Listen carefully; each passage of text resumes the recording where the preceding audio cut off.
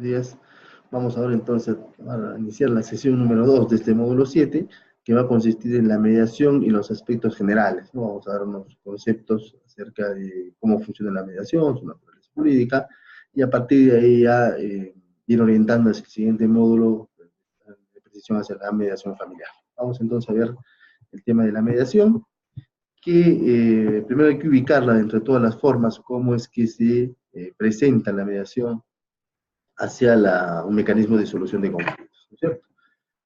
La mediación, entonces, hay que verificar que lo que busca es la solución de los conflictos, ¿no? Solución que establece la forma como se puede lograr solucionar el conflicto en dos grandes posibilidades, dos grandes modalidades, ¿no? En el ámbito jurídico se indica la heterocomposición o la autocomposición.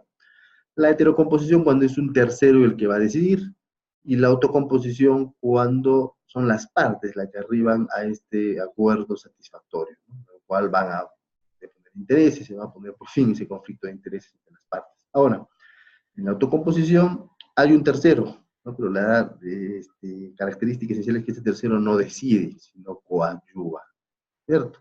Y con las precisiones que nosotros vamos a verificar hacia la parte final, como ustedes verán en la diapositiva, está nuestro objeto, que es la mediación. En cuanto a la heterocomposición, decíamos, es un tercero el que propone entonces la solución, el que va a decidir, a cuyo cargo está la posibilidad de poner fin a ese conflicto, y esencialmente se da en dos grandes aspectos, ¿no? O la justicia ordinaria del Poder Judicial, que en el ámbito del derecho de familia lo van a desarrollar los jueces especializados o mixtos en la mayoría de las materias, ¿no? A excepción, por ejemplo, de los alimentos que nos conocen los juzgados de pal-letrados. Pero aquí las partes postulan sus pretensiones, las partes presentan el caso al juez, y luego de una actividad procesal, ¿no? Llevada a cabo dentro de eso que denominamos proceso judicial, es el juez el que decide. Y esa decisión, si bien las partes continúan todavía teniendo el manejo del mismo por etapa impugnativa, finalmente es un tercero el que va a decidir sobre esa solución, ¿no? Será el juzgado mixto, será la sala, será hasta la misma Corte Suprema, dependiendo ya de la materia, propiamente dicho. Eso como una situación de carácter general para que ustedes más o menos se ubiquen, ¿no? No es materia del módulo E. Y la otra forma de heterocomposición es el arbitraje. Es cuando, debido a que el Poder Judicial está suelto de sobrecarga, que tiene de solucionar pues todos los conflictos, no nos olvidemos que la Constitución es la que establece que de manera ordinaria es el Poder Judicial el encargado de solucionar estos conflictos, surte esta teoría de los mecanismos alternativos a la solución de conflictos, ¿no? Que son los marcos de solución. Uno de ellos es el arbitraje, que es heterocomposición, porque entonces nosotros, las partes, al momento de entablar la relación jurídica, celebramos un contrato, ¿no es cierto?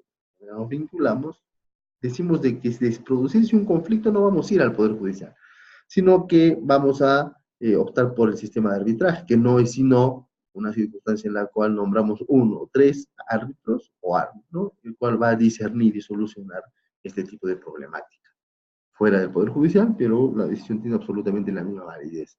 Pero en heterocomposición vemos nosotros entonces que se trata de que es un tercero el que decide. Es decir, las partes proponen el caso, someten a consideración, seguramente la posibilidad de prueba siempre está ahí como una forma además del debido proceso, pero se someten a lo que el tercero decida. Y entonces aquí tiene una particularidad en la cual pueda que finalmente ambos salgamos insatisfechos, ¿cierto? Aunque el conflicto se deba solucionar, y ahí vemos la problemática que les decía en la primera sesión, cuando citábamos que a veces se toma la decisión, hay que cumplir la decisión de ese tercero, pero parece que el conflicto no termina de pacificarse. Y en el ámbito del derecho de familia reflexionamos que esto es muy importante, ¿no es cierto? Porque si, al ejemplo que poníamos, yo quiero que me pague, o de repente A quiere que le devuelvan la casa, B que le devuelva la casa, el problema viene en que si no se conoce, luego que el juez decide de pronto cuando le entregue la casa, de repente nunca más tiene noticias uno de otro, y por lo tanto, y quizás ya no haya mayor problema entre los dos, ¿no? Últimamente puede quedar algún rencor o algo así. Pero como ya no hay una relación, quizás eso nunca vuelva a producirse. Pero ¿qué pasa dentro de la familia? Dentro del medio familiar, además de solucionar, siempre queda ese vínculo estrecho, íntimo, consanguíneo, ¿no? O afín, un vínculo afectivo que nos une a todos como familia. Y ahí viene el reto de estas formas. Por eso es de que en el ámbito del derecho de familia ha tomado mucha preponderancia esto de las formas de autocomposición. la autocomposición, ambas partes de manera autónoma, podemos poner fin a ese conflicto y buscar una solución más idónea. Entendemos también que la misma sea perecedera, ¿no es cierto? En el tiempo se mantenga pues intangible, que no se renueven esos actos, ¿no? Y para eso recurrimos nosotros a la negociación, conciliación o mediación, ¿no? Ahora, en la negociación lo que hacen ambas partes precisamente es negociar pues un acuerdo, ¿no?, que pueden lograr. En la conciliación, de manera mucho más precisa, hay un tercero, ese tercero coadyuva con las partes para que puedan lograr un acuerdo conciliatorio. Ambos ceden, ¿no es cierto?, la forma de conciliación, que necesita también una característica de la transacción, pero aquí el tercero puede proponer fórmulas conciliatorias. Es decir, aquí, si bien es cierto, no vincula, porque son las partes las que acuerdan, pero el tercero sí está facultado para decir, bueno, en este conflicto yo puedo proponerles que sea esto. Esa es la distinción con la mediación. Ejemplo, la mamá demanda alimentos para su hijo, indica que el demandado, el papá, pase 1000 soles. El papá dice, no tengo mayor dinero, yo solo puedo 500. En ese tirijala, en esa negociación que se produce en la conciliación para ver qué interés es el que va a obtener mayor cuantificación en cuanto a esa pretensión patrimonial de los alimentos, ¿no? Puede el mediador ingresar a decir, bueno, yo propongo que sea 700, yo propongo que sea 800. Incluso puede dar sus razones de por qué le parece a él una solución equitativa, idónea y además que va a solucionar de manera definitiva el conflicto. Miren que aquí en la conciliación entonces al tercero sería la potestad de proponer fórmulas de solución, aunque las partes pueden desechar esto y lograr su propio acuerdo conciliatorio, ¿no? No los vincula como si en el caso de la heterocomposición. En el caso de la mediación, tenemos nosotros que esencialmente actúa lo mismo, ¿no es cierto? Hacer con las posiciones, conozco la información, veo de qué forma puedo coadyuvar en las partes hacia lograr la solución del conflicto, pero está vedado el que yo pueda proponer fórmulas conciliatorias. El mediador lo que hace es acercar las posiciones, de pronto ilustrar a las partes lo beneficioso de ir hacia uno o a otro lado, ¿no es cierto?, de que se compenetren ambas, para que las partes, ambas en su voluntariedad, sean las que adopten el acuerdo final.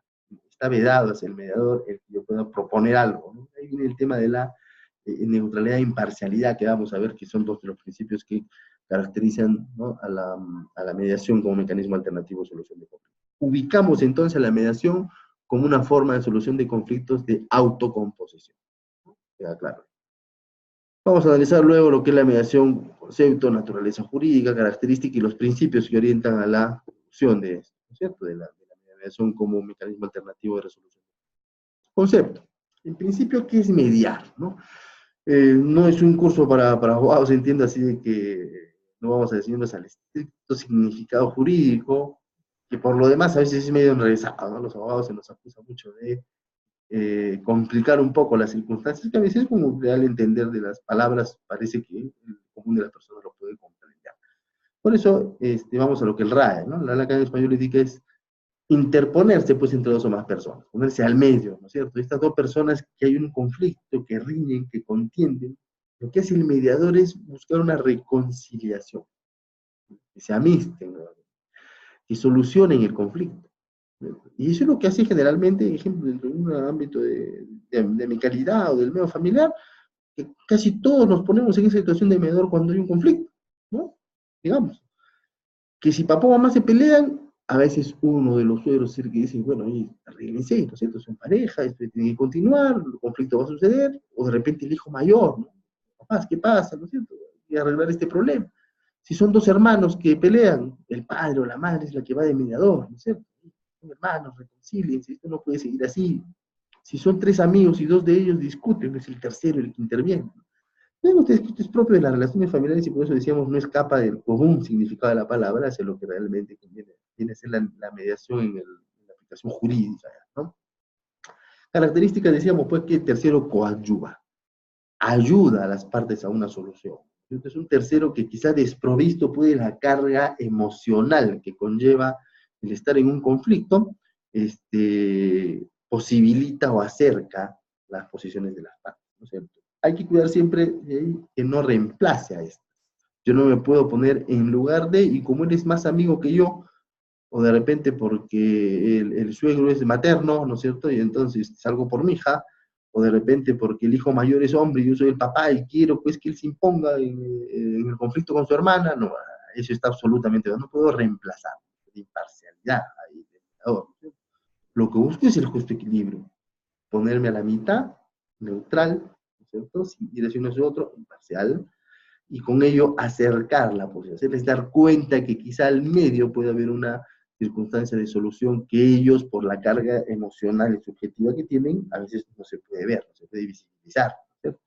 Entonces, al no proponer formas de solución concretas, ¿no es cierto?, no impone aún, lo que hace es acercar, bien lo dice ahí la diapositiva, es un facilitador, ¿no?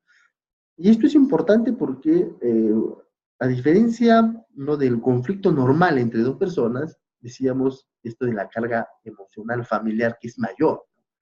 A veces los conflictos en el ámbito del derecho de familia se sobredimensionan por esa carga emocional, ¿cierto? Porque a veces ya no solamente es mi interés o mi posición, ¿no?, que me quiero imponer por una circunstancia ya pues depende de una dinámica desgastada dentro de la familia, ¿no?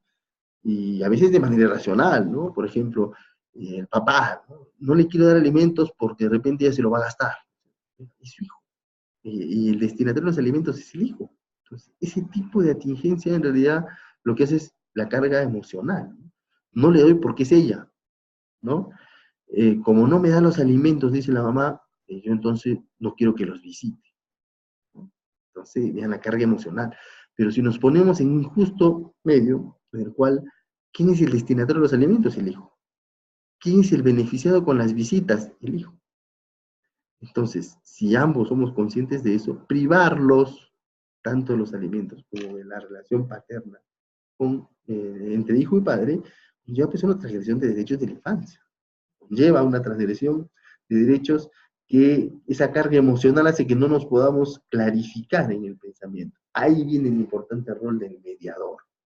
Eliminar toda esa carga subjetiva, centrar el conflicto en los hechos que van a permitir luego, con los intereses de las partes, porque claro, no es que se desprendan de todo, ¿no?, llegar a una solución la más adecuada. Y esto, vean ustedes, que es importante en el rol de la mediación, no necesariamente en el aspecto del abogado, ¿no?, que ahí también convengamos. El abogado, todo, en la mayoría todavía de nuestras universidades, es un litigador, alguien que está formado para el litigio, o sea, para la adversariedad, ¿no? Hay un sistema adversarial por el cual pues dos posiciones chocan, ¿no? En cambio, si optamos por la mediación, lo que hace más el mediador es facilitar. O sea, quizá un especialista, educador, o psicólogo, esté en mayor posibilidad de acercar esas posiciones que incluso un abogado. Ustedes dirán, pero ¿qué pasa si los acuerdos son ilícitos, ¿no? De pronto acordamos pues alimentos por encima del sueldo del papá. Es imposible, ¿de dónde sacaría el dinero? Para eso está la revisión del acuerdo en lo jurídico por un abogado, ¿no? Claro, dirá, estos son los acuerdos que han llegado, muy bien, entonces esto es válido, esto es conforme a ley, lo homologo solamente, lo valido, pero no participé en toda la etapa que es la más problemática, la más conflictiva, ¿no? ¿Cómo llego a un acuerdo? Entonces vean ustedes la importancia que tiene aquí el tema de la mediación, ¿no? La naturaleza jurídica de la mediación es pues un medio autocompositivo de tutela, que busco solucionar un problema. Autocompositivo porque de lo que se trata aquí es más o menos viabilizar una solución de manera consensuada entre las partes, ¿sí? Autocompositivo. Participa un tercero, pero no impone. Participa un tercero, pero no va a formular algún tipo de propuesta que luego va a ser, digamos, impuesta hacia las partes, o que de alguna manera esa es la única forma en la cual hay la posibilidad de solucionar el conflicto, y por lo tanto a veces hasta atemorizo a las partes. No, eso no es lo que se busca con la mediación. Y mucho tiene que ver esto y la importancia de la mediación con el hecho de que si son ellas a las que arriban a la solución, decíamos, es mucho más probable que el conflicto culmine de manera ya absoluta, de una manera mucho más permanente, ya no regresemos sobre eso, ¿no? Que eso es lo que busca la mediación familiar, eso es lo que en realidad busca toda forma de composición de conflictos. Es que a veces cuando la solución viene impuesta, a veces no nos termina agradando, ¿no? En el caso de los alimentos.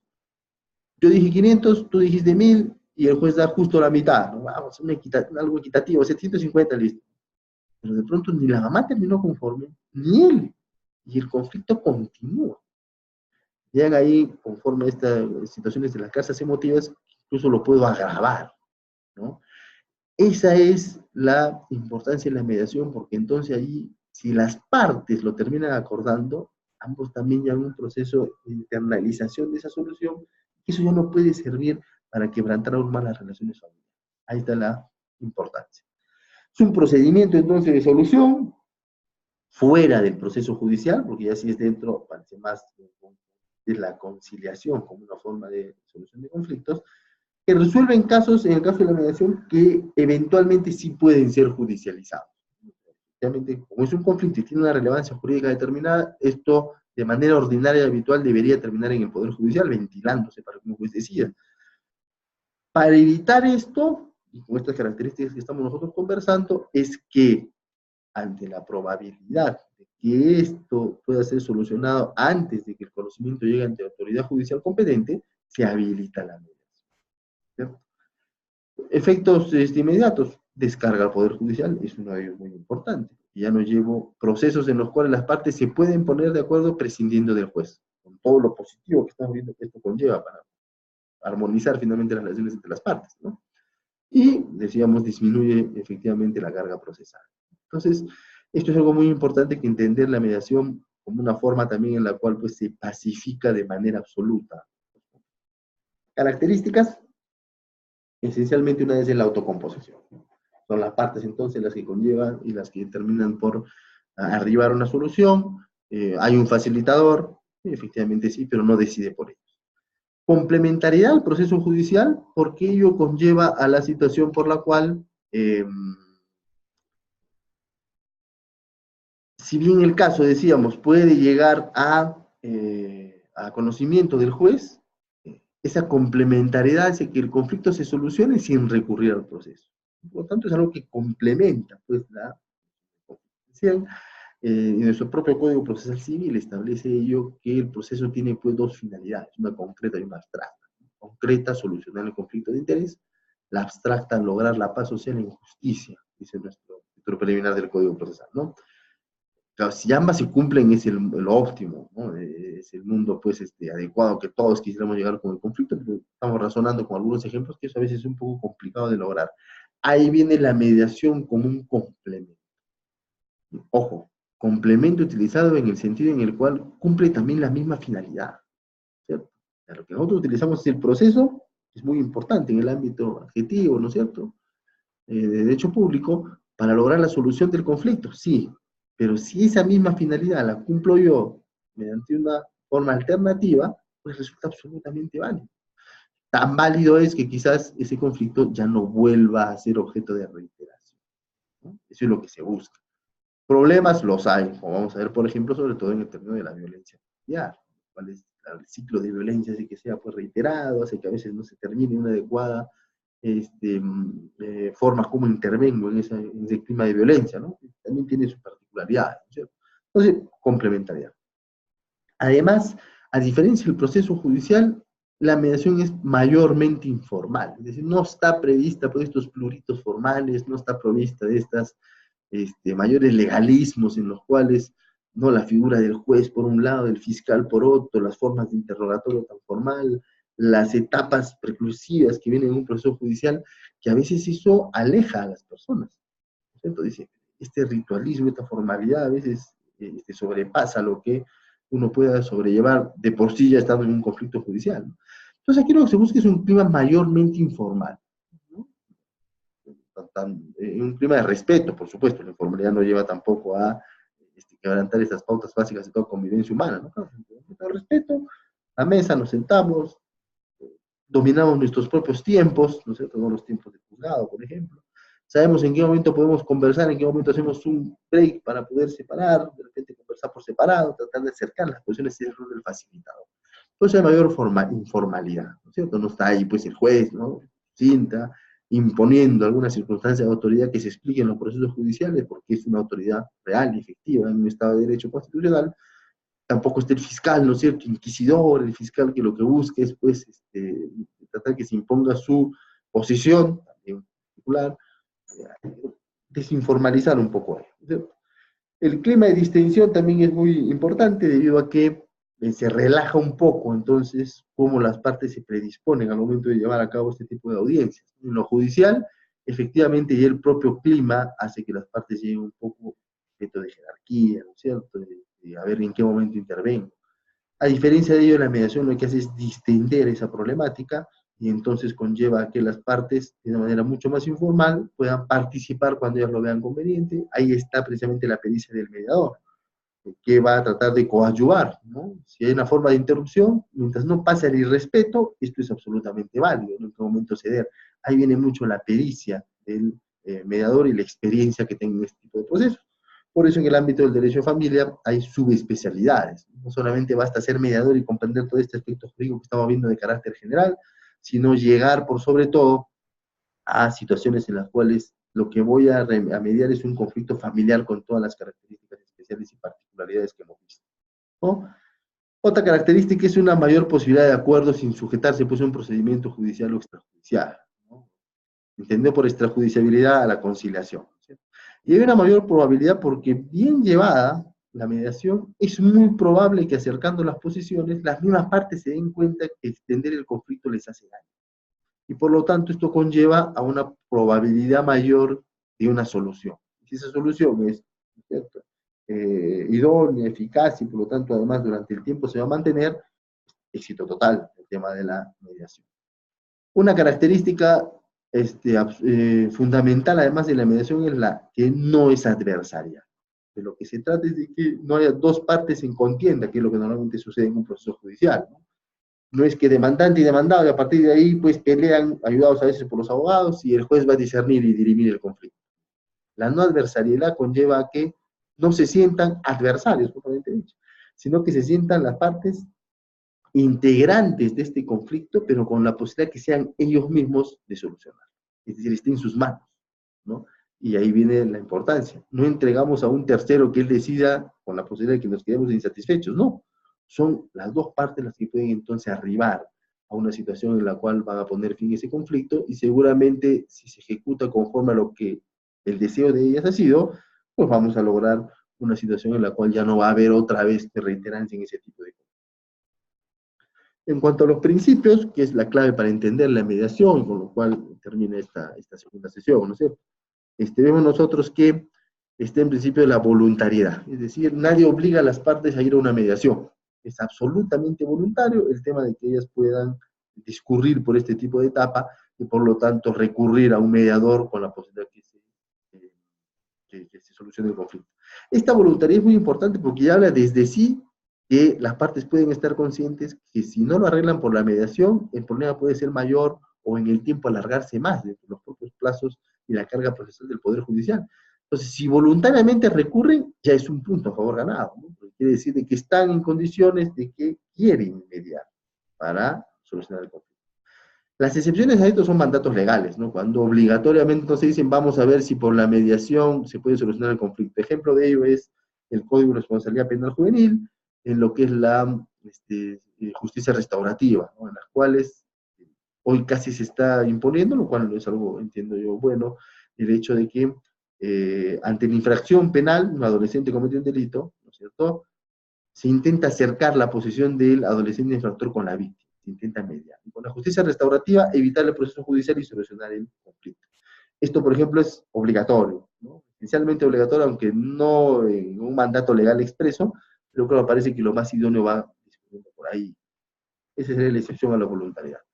La confidencialidad, debido a que lo que se converse en esa audiencia de mediación, en ese proceso de mediación o en la facilitación de información para el proceso de mediación, debe quedar entre las partes, las dos partes y el mediador. Ahí sí tiene que haber un clima de confianza de que lo que allí se exprese no va a salir. Y si en caso la mediación fracase y eso llega a proceso judicial, que no necesariamente sea utilizado en contra de lo que hayan acordado, de lo que hayan expresado sin lograr acuerdo, ¿no?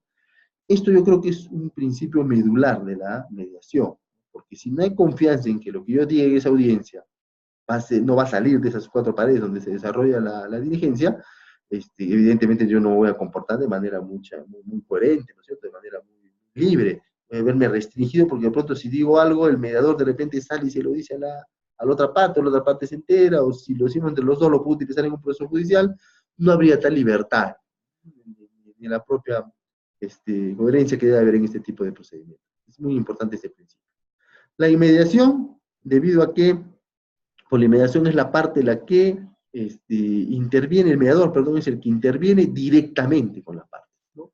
La inmediación en lo procesal se entiende de mediación objetiva y otra subjetiva, la objetiva con las pruebas, ¿no? Y quizá algo de eso habrá en la mediación, pero interesa mucho la inmediación subjetiva, en la cual directamente nos vemos a los ojos, directamente vemos actitudes, vemos que si, por ejemplo, el esposo dice algo que le afecta a la esposa, ¿cómo reacciona ella? Si de pronto la esposa no está de acuerdo con la afirmación que hace su contraparte, vemos cómo es que se manifiesta ello. Y eso es una herramienta, un insumo muy importante, porque a partir de ahí el mediador se da cuenta qué está bien y qué está mal, por dónde puede ir un acuerdo y por dónde no. La inmediación entonces es algo muy valioso para ver que especialmente ahí en esa audiencia nos vemos las caras, vemos reacciones, vemos expresiones humanas que son propias pues, cuando uno está en un conflicto. Luego hay dos principios que, aunque parezcan sinónimos, pero tienen su propia pauta de aplicación en el proceso de mediación. La imparcialidad del mediador y la neutralidad. La imparcialidad del mediador para en ningún momento ponerse del lado de uno u otro. Conociendo el conflicto, lo que yo hago es un rol de facilitador. Entonces, mi imparcialidad impide que yo pueda, por uno o por otro lado, tratar de decirle, mira, ¿qué es mejor esto? ¿Cierto? O inclinémonos por aquí porque parece que él tiene la razón. No soy imparcial en todo momento. Y la neutralidad viene en un segundo instante, que es hacia el acuerdo. Soy neutral porque no propongo nada, es el conciliador, ¿no? Que puede ser imparcial y de repente al proponer la neutralidad ahí se ve un poco restringida, ¿no? Entonces la neutralidad del mediador también es importante porque no propone nada, es el tercero que vaya a decidir. Vean ustedes que aunque son complementarios los dos principios, sí se encuentra una diferencia. Otro principio es la igualdad de condiciones para las partes, ¿no?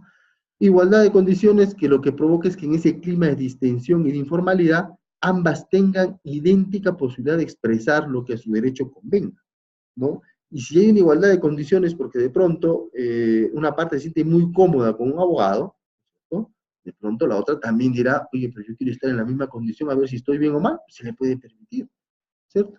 Igualdad de condiciones por las cuales, si le permito hablar a uno 5 minutos y a veces expresar sus sentimientos más allá del interés, hago exactamente lo mismo con otra persona. No nos olvidemos del conflicto familiar, ¿no? Conlleva pues a una carga emocional mayor en la cual ahí está la labor del mediador. Esta igualdad de condiciones conlleva porque efectivamente hay un protagonismo de las partes.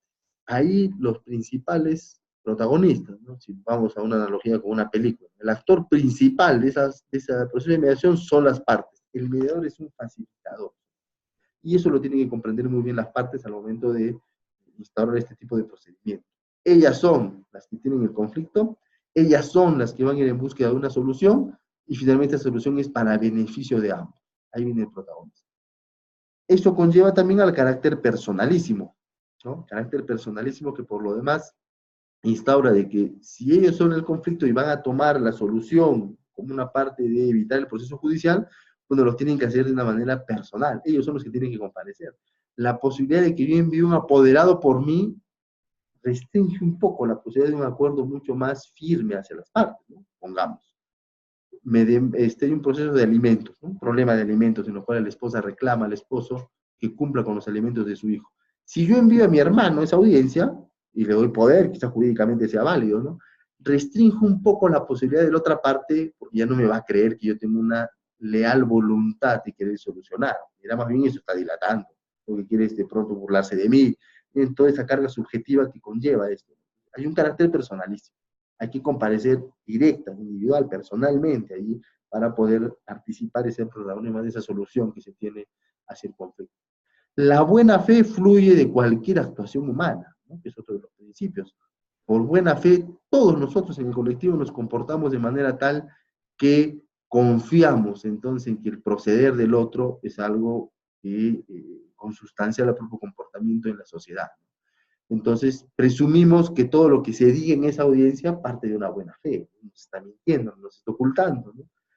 Sin perjuicio de que pueda demostrarse algo, ¿no?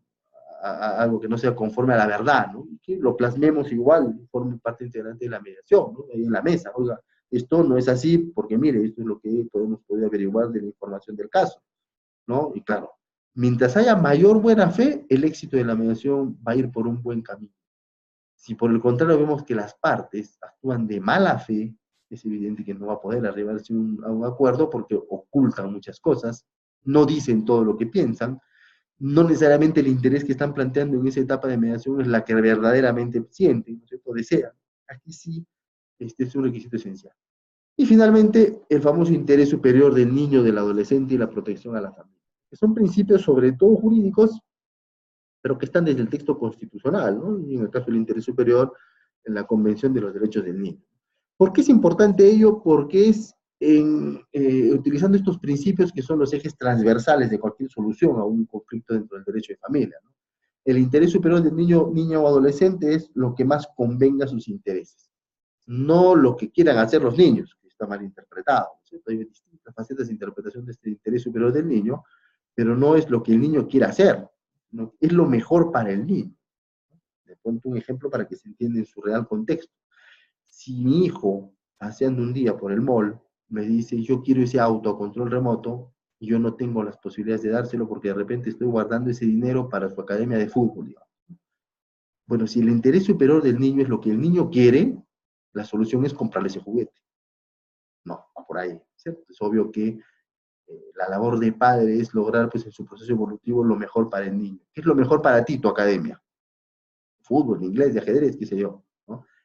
En tu interés superior, porque es lo mejor para ti, yo hago esto. O sea, el interés superior no reemplaza lo que el niño quiere, si no nos volveríamos pues una dictadura de niños y adolescentes, ¿no? Porque mis amigos están en tal club, tú también me pones en tal club. Yo soy tu papá y ahí sí yo tengo un mayor poder de decisión, aunque la democratización a la cual hemos hablado en la sesión anterior de las relaciones familiares conlleva a que le explique el por qué.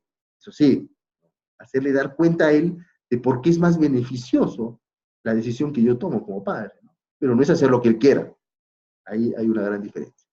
Y el segundo principio, la protección a la familia, que lo que busca aquí es un postulado constitucional que impone entonces a todos los estamentos del Estado y a los particulares proteger una institución garantizada como es la familia. La familia como observa la base que la sociedad, prescindiendo el origen, no va a ser matrimonial o extramatrimonial, no es materia de discusión aquí, definir esta discusión de larga data en la doctrina jurídica, sino proteger a la familia porque ese es el medio natural en el cual, de la manera idónea, se forman, se educan a los hijos que después van a ser buenos o malos ciudadanos. A todos nos interesan familias sólidas porque de esta manera podemos nosotros garantizar que una familia sólida va a tener mejores patrones de crianza y educación de los hijos, que posteriormente, de una manera de generación humana, va a corresponder que desarrollen ese rol. Entonces, bajo esos preceptos es que nosotros podemos estar en condiciones de llevar hacia la conciliación, hacia la mediación en el derecho de familia, ¿no es cierto? Y aquí entonces conlleva que la aplicación de este último principio, sobre todo, siempre veamos también lo mejor entonces para el medio familiar. En el caso de los alimentos, no es la posición de papá o mamá, de esposo o esposa, sino qué es lo mejor para el hijo, que es el destinatario de los alimentos, pero también considerando si el papá va a poder cumplir con ese monto que le estamos imponiendo. Y también considerando si ese monto va a ser adecuado para las necesidades del hijo, que tienen que ser pues, asumidas como es obvio por la mamá, no nada más en la que gaste ese dinero. Vean ustedes entonces que es un conjunto de apreciación lo que impone este precepto de protección. Hasta aquí entonces llegamos con lo que es el tema de la mediación. Ya el siguiente módulo vamos nosotros a ver de manera más específica lo que es la mediación en el ámbito del derecho de familia. Muchas gracias.